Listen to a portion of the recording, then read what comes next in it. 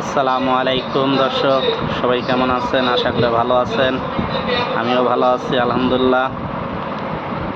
আপনাদেরকে আজকে দেখাচ্ছি দুপুরের খানা। এটা মুরগির মাংস, এটা মিষ্টি লাউ,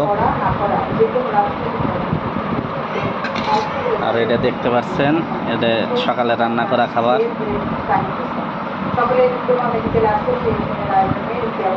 আর আপনারা এটা যে দেখতে পাচ্ছেন